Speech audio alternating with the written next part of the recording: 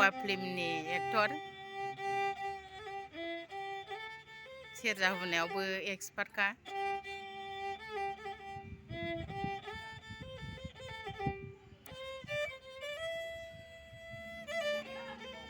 दिनै बे बिथांनियाव फैनानै एसे बिनि दामनायखौ फल' खालामनो थाखाय फैनाय जादों आरो नोंथांमोनहा खोनासंलांबाय थानो हागोन बेयो मा दामलांदों मा गानखौ दामदों।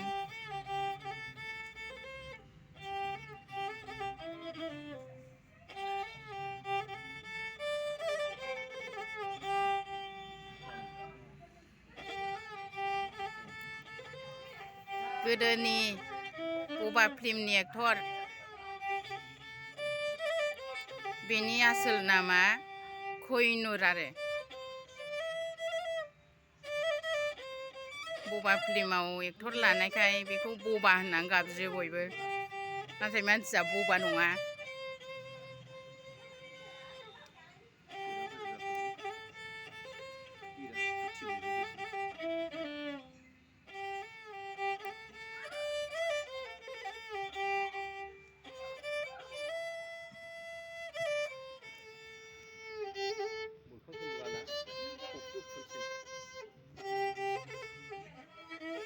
मोखांखौनो नुनाय जायासै थुफ्लुं देनानै।